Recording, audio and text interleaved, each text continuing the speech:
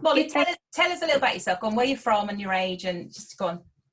So I'm from Dereham Otters, which is a small club in Norfolk. I'm senior captain there, and I'm 16 at the moment. So I've been doing my best to try and keep the club as active as possible, kind of keep them in touch, because we're a small club, unfortunately, our coach has had to be put on furlough, so hasn't been able to do anything. So I said I was happy to kind of step in and do a few things for our club. So yeah. What sort of things have you been doing with the club, with the kids and stuff? So I've done organised like nutrition talks, motivation talks, a few things like that. We've had a few guys do like land training sessions for us and different things like that. So it's been quite nice to see them all. And we did some family quizzes and bingo nights and things like that. So well done. Brilliant. Well, I know you've been chatting to your teammates and you've got some questions you'd like to start with. Do you want to carry on? You take the floor. So my first one's for Mark and Katy. So at what age did you begin to make regionals, nationals, and then international meets? Regionals. I'm trying. 10 years of age, I made the national age group championships. It was sort of 11 and under, so I was a year under. Made the national age groups. Regional counties and stuff, I would have probably said would have been around the same time, about 10 years of age. Yeah. Okay. Thank you.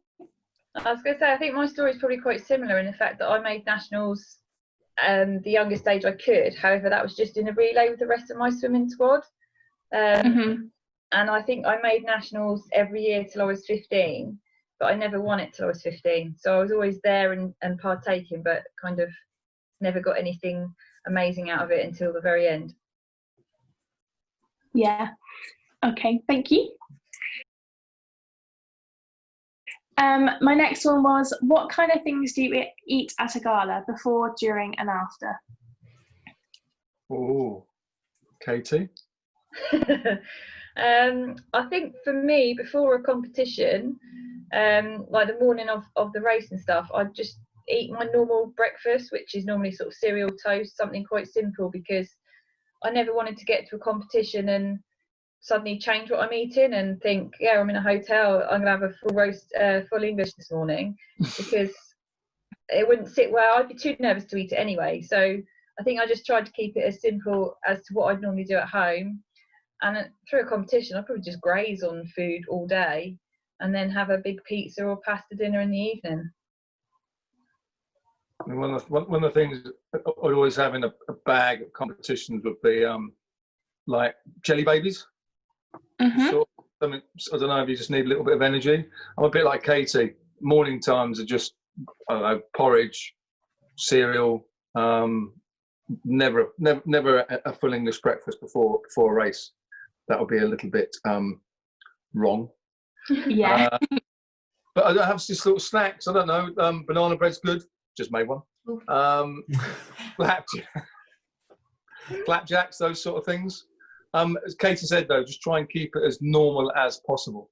Yeah, I think that's the most important thing that you can do, Molly, is not to introduce foods that you wouldn't normally have in your diet. So on a race day, whether you're swimming or cycling or whatever you're doing, if you've got like some kind of sporting event, you don't want anything that's going to upset your stomach. So, you know, and as well, when you're at the gala, things like fizzy pop and things like that aren't good because it's too gassy. And you're going to be nervous. You can have all this gas in your system, and that's can only lead to one thing, really. It's either going to go up or it's going to come down. So it's one of two ways. So yeah, definitely just graze and not, as Mark said, like jelly babies, things like that. Really good energy, really quick. Brilliant. Be able to get that energy into your system, because you don't want anything sitting there that's going to be too heavy for you. And then in the evening, that's when you then refuel your body. So good carbohydrates, good protein and fats to go in, not McDonald's. Yeah, I know it's one of the big things that we have on camps is that, you know, people like to go to McDonald's and that. It's all right as a treat occasionally, but it's not the way that you're going to be refueling your body properly.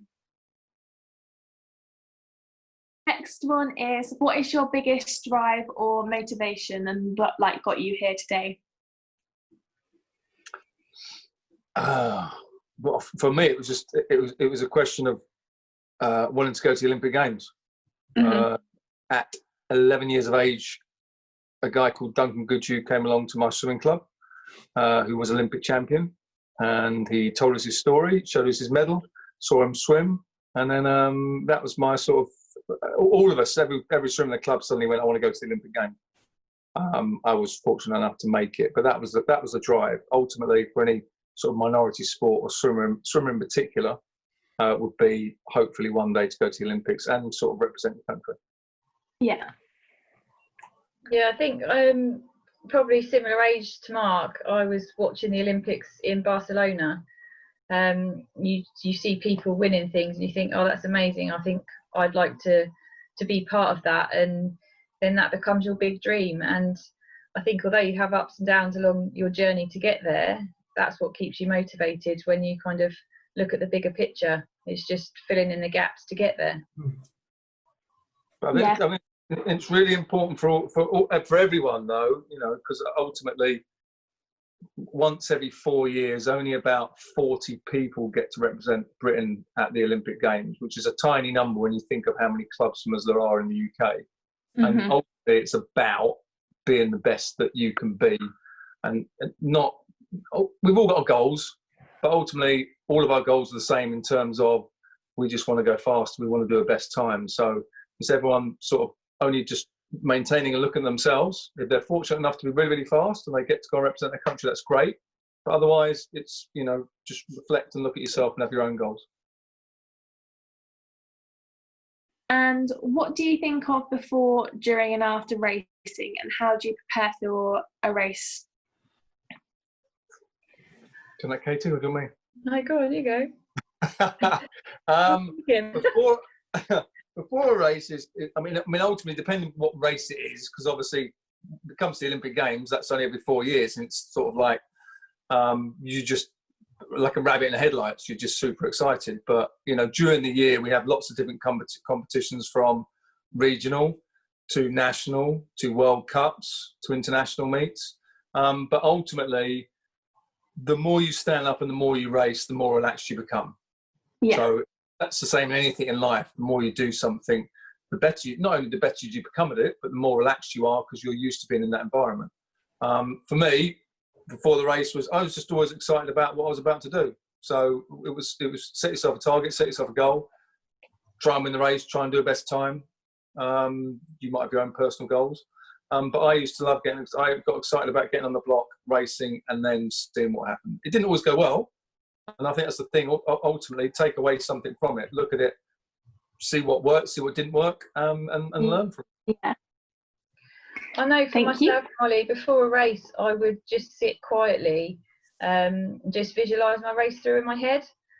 And being sort of just over 2 minutes, that just gave me some nice sort of quiet time just before I get to the blocks, just reconfirming in my brain what I wanted to happen in the pool.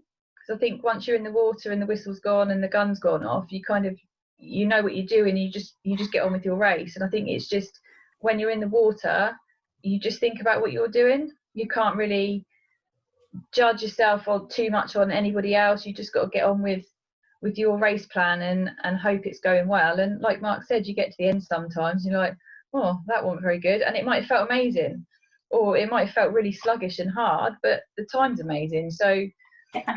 I think key when you're behind the block is it doesn't matter what your body's doing, you've prepared that bit. It's very important what your brain does. What does or did your daily routine look like as a swimmer, and how did this change leading up to your competitions? Well, I know for myself, my first senior team came when I was still at school. So I'd be training in the morning for a couple of hours, spend all day at school, training again in the evening. And that was pretty much 10 sessions a week at that point, 3 gym sessions, quite an intensive programme. But we used to love a Wednesday morning because that was our lay-in morning. So this week you get a little bonus lay-in.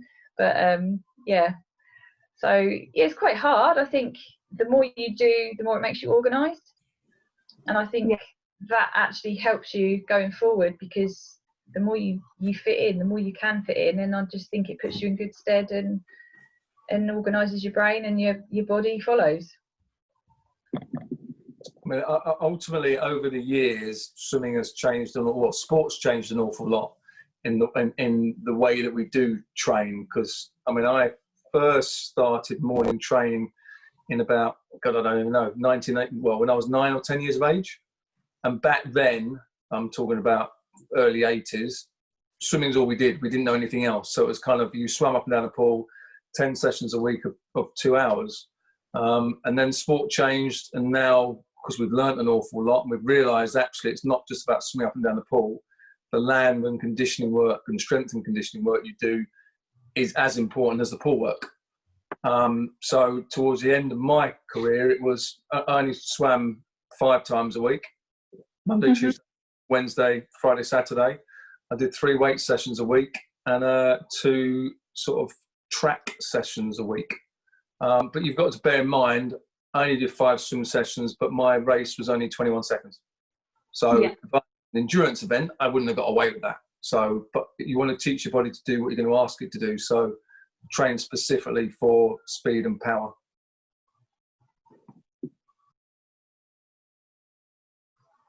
Perfect, thank you. So this is kind of more for the strength and conditioning coaches. So what kind of exercise is most effective for swimmers in lockdown? So the bigger the exercise, the better.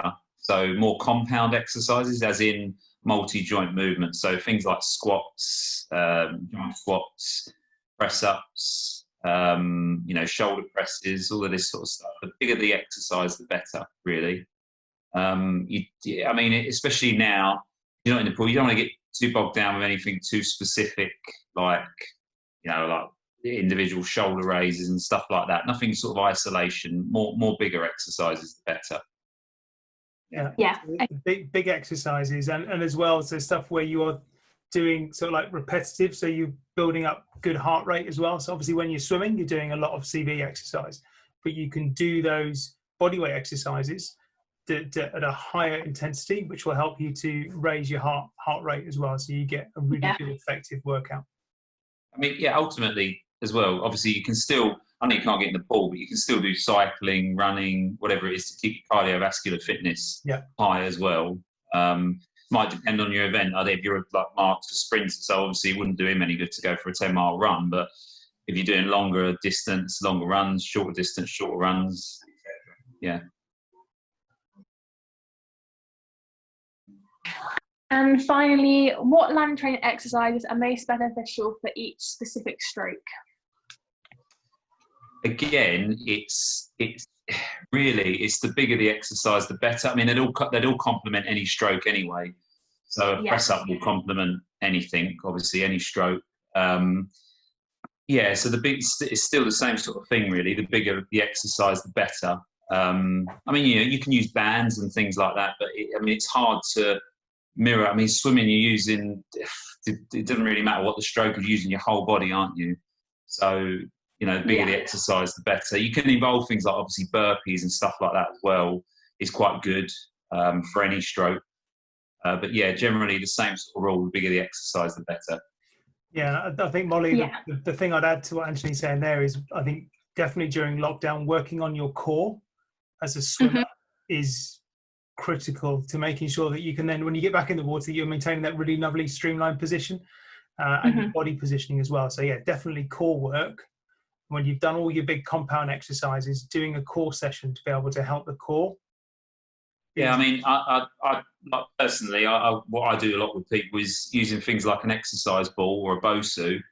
And then what you might do is it depends if you're using weights or not, but you might do exercises off of things like that, like press ups, knee tucks, that sort of thing, because that way you're involving your core as well as all the other muscles. So like I said, with swimming, you're using your whole body, aren't you, all the time?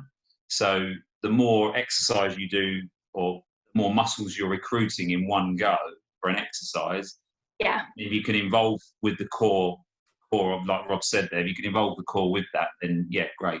And how important do you reckon stretching and flexibility is as well? Not just flexibility is massive. It's just as important as anything else. Yeah. So that needs to be included. Definitely. So obviously you want your warm up, you want your main set of what you're going to be doing, and then you want your cool down, and then you want your stretching at the end of it. And once you build all of those together to build back in the flexibility, then you're ready to go again for the next session. Otherwise, you do risk, if you don't stretch, the potential a higher risk of injury. Yeah, I mean, basically, if your flexibility, if you certain muscles that are very stiff, or areas on your body that are very stiff and they're not moving much, that will have a massively dramatic effect on the exercises that you're performing. For example, if you've got a tight chest, you're going to find it very hard to do things like pull-ups correctly, because your chest is going to kind of always be prohibiting it a little bit. So yeah, you've got to work on, as Rob said, their flexibility as a whole. Okay, perfect. I think that's everything.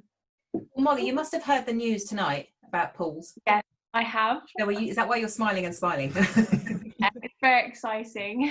Well, obviously, we don't know when your pool's going to be open, but it's 2 weeks possibly plus. Yeah, hopefully. I don't know if our pool will be open quite then, but hopefully soon. Brilliant. And you're excited to get back in. And you were running yesterday, so you've obviously been doing other stuff. Yeah, I've tried my best to keep active, so it's been not too bad. It's been enjoyable. At least we've had warm weather, so I've been able to go out on my bike lots and things like that. Brilliant. Well done.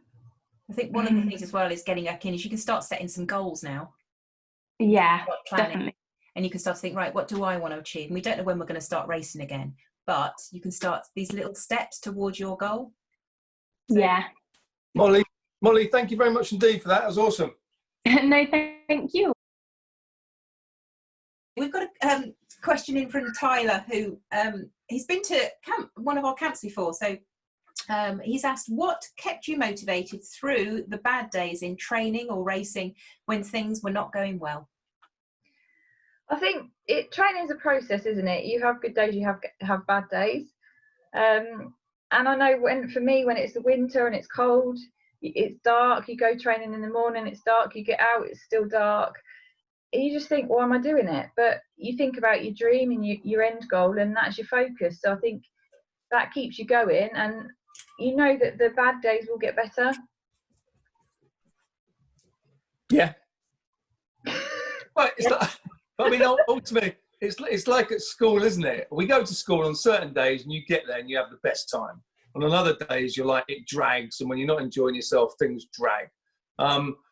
But it's always remembering, as Katy said there, when you get bad days, we all get bad days. And it's also realising that you're not alone having a bad day. Everyone else might be having a bad day. But realising that tomorrow's another day and you can have a better day tomorrow. But ultimately, focusing it on the positive side of things, which is, why'd you get in the water? Because you want to go and do a best time. So keep sticking at it, because it will come right. I think also as well is that, when you're making mistakes or things are not going well, you learn from them more than if everything's going well all the time.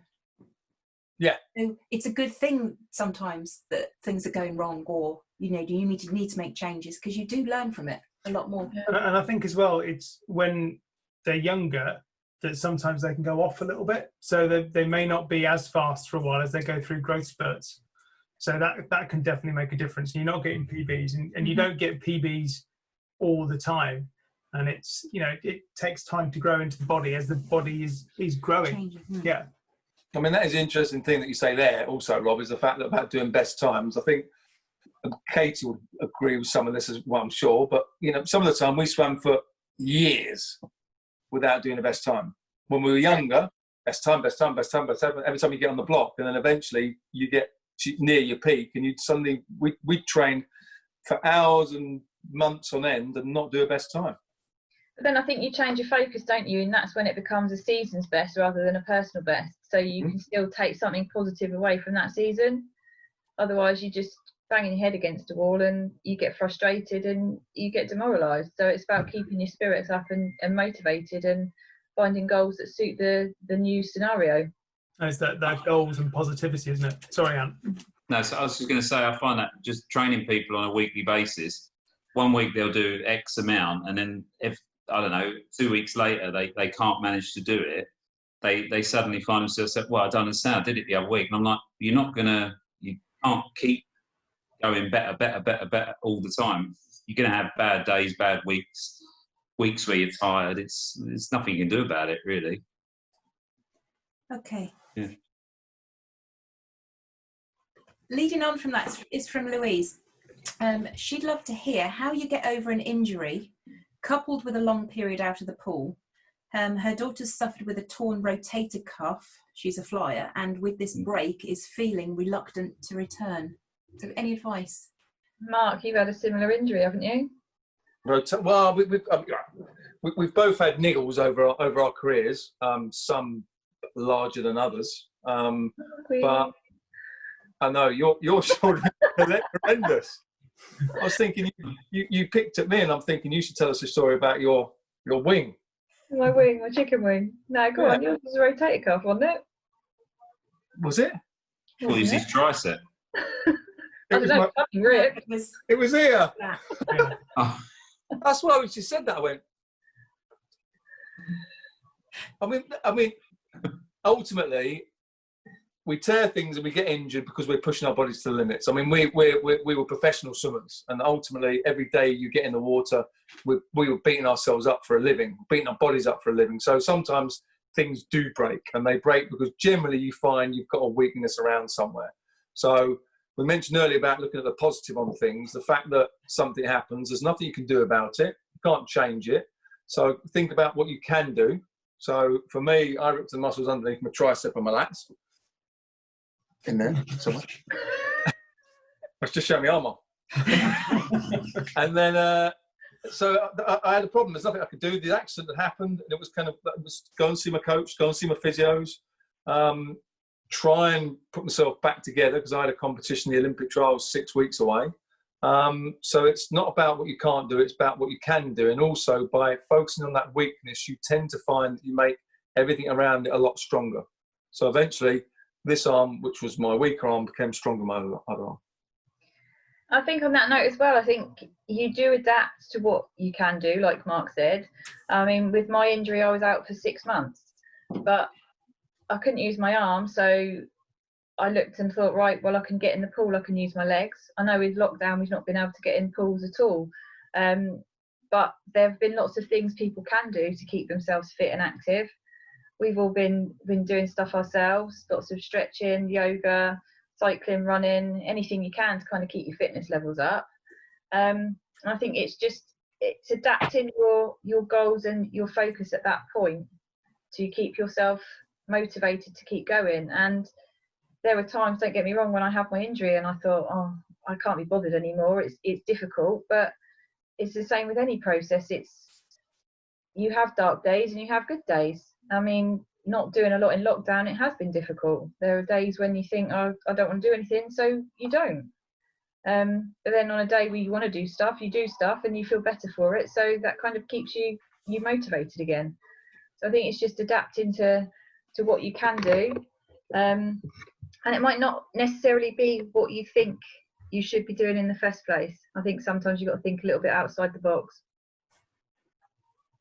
Brilliant. I don't know, obviously swimmers are prone for shoulder injuries, so I'm hoping rehabbing it correctly, and you guys would be, the stabilising muscles are important, the rotator cuff anyway, aren't they? But it's, yeah, massively. It is about taking it slow and building it back up again.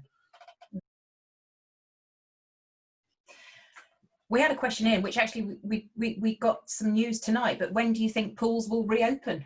Well, I think I know the answer. Do you, Katy? let's see if we can answer it for them. Go on. I've got a feeling it might be July the 25th.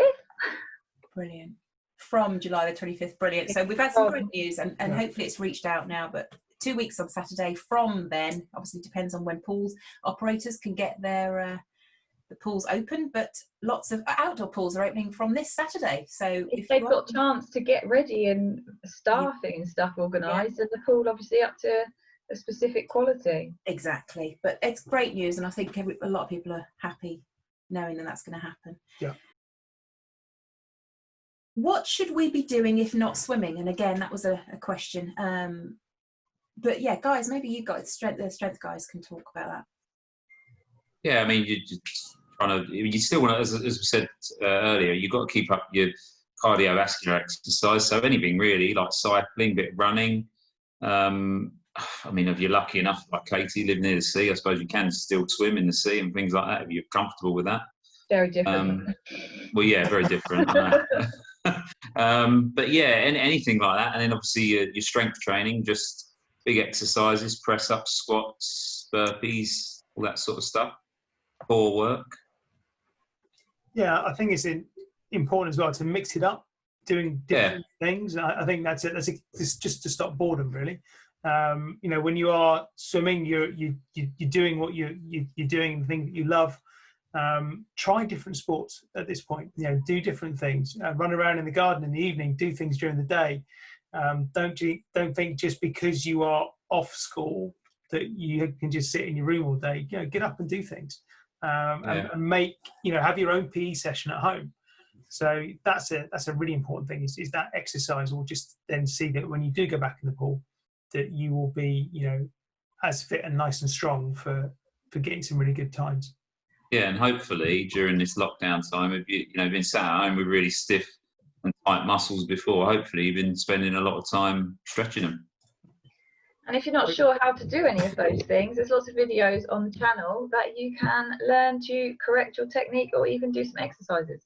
Absolutely. Exactly. On that note, we had some really good, the how to do a push-up, some great feedback from a parent who said their child had been doing it incorrectly up until that point. So, which is great to know. So yeah, we've got lots of how-to videos to correct technique. I did do a video that I sent to Rob just yesterday about breaking down a burpee and how to do all the different elements correctly and stuff. Excellent. Plank's the one that gets me when everyone does plank wrong. Yeah, hold a plank for 5 minutes. Right, now shift your body weight. Now let's see if you can do it. I've got slippery shoes on. That's a good excuse. I like that one. Slippery shoes. This from Sam. So, do you miss racing? And what motivates you now? I do. She probably hates. She probably doesn't at all. I miss racing. I think it's not so much racing. I just miss. I miss swimming. Full stop. In terms of, I don't mean just getting in the pool and having a swim because I can do that, but the whole, the process. I mean, being an elite athlete, I think Katy would agree as well that you know that's your job. It was your love and your passion. All of a sudden, it becomes your job, dream job, because it's what you love anyway. But then it comes to an end. So, but I used to love going on training camps, going away with the team, going to competitions, the whole sort of process. That's why I sort of continued till I was 38 years of age. So now I play golf instead. It's far slower. It takes me 5 hours. It used to take me 21 seconds in the pool. I mean, seriously. I'm an endurance athlete now. Oh, yeah. No, but I miss it. But the thing is, if you miss something, replace it with something else. So I replaced it with golf. I mean, I do go cycling. I do lots of other bits and pieces. But yeah, golf's my thing. Yeah, you do miss it. But I think for myself, I probably miss the routine and the structure more than anything, because you'd know at 4 o'clock every Monday night you'd be in the pool and you'd be doing a specific type of session. So I think I miss that probably more than everything. I was a bit of a geek. I like the training element of it. I think racing, I just get really nervous, and for 2 minutes of racing, it's a lot longer than Mark's. Katy, do you miss getting sick every 3 weeks? No, that still happens. Does it? I better have a word with Scott about that. Brilliant. So it is probably worth explaining why Katy used to get sick every 3 weeks. Well, that's what Katy used to say to me. I trained Katy for a while, and she went from doing 200 backstroke to doing hundreds and 50s. And then she goes, "I warn you, I get sick every 3 weeks." And I'm like, "No, you don't." We go 3. You better. We go 3 weeks hard, 1 week easy. 3 weeks hard. You can do it. You've got it. After 2 weeks, she got sick, so she had to go 2 weeks hard, 1 week easy. 2 weeks hard, 1 week easy. But that's what happens. It's about what you can do, not what you can't do, right? Absolutely. No, and I think that's about, you know, every athlete is different and everyone has a different rhythm and how they can push their bodies. And again, it comes down to knowing the body and knowing the athlete as to how hard you can push. Absolutely. I mean, that's why I kept my logbook, because I knew that would be useful to going forward if I had different coaches. not sure Mark read them as in depth as some other coaches might have done, but I had all that data and that knowledge there to share, and it helped me. It helped me know myself better and to plan for what would help me the best in the pool. Is that your journal just behind you there? Is that one of your Yeah, I've logbooks? been writing there, right, every night before bed. There you go. Yeah. Brilliant. Mark, when you competed at international level for so long, and it's 23 years, isn't it? International. How did you stay motivated?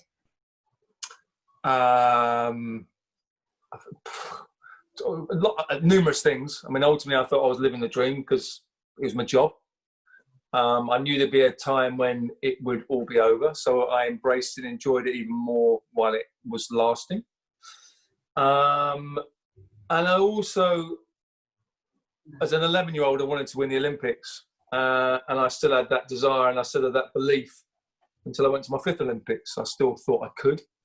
I got up every training session I went into. I still thought I could improve. I still thought I could go faster, and I just had a belief that I could win the Olympics. I didn't, but I won lots of other things. So that's why I continued, just because I love what I did. That's what it comes down to. Okay, so last one. So I'm not as tall as some others in my club, the same age. Does that matter? I remember one race in particular, and I'm sure Katy's got some things she can remember, but I remember racing in France. There was a French sprinter. Do you remember Christophe Calfayan? Might have been before you. Not as old as you. No, I know, but I mean, you crossed over with me a few years. I think it was about 95, 97, around that sort of time.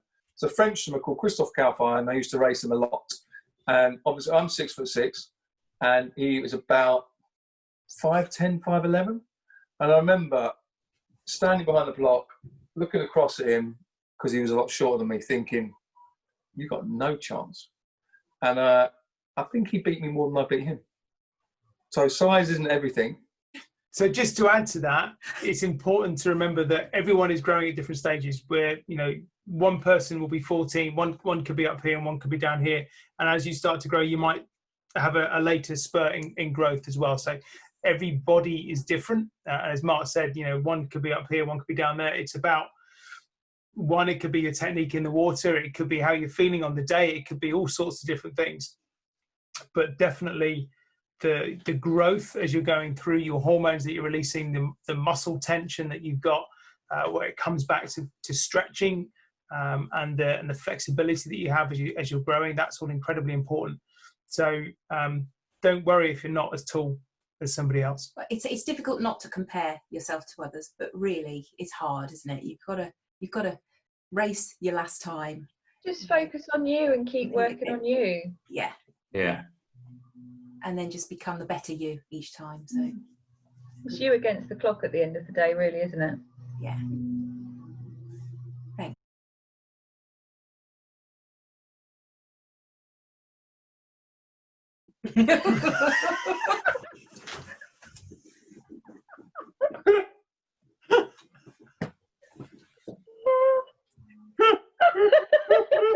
The thing is, you knew as you were saying it, you could see your grin was changing. And I was going down a tunnel, and I knew I was going as well.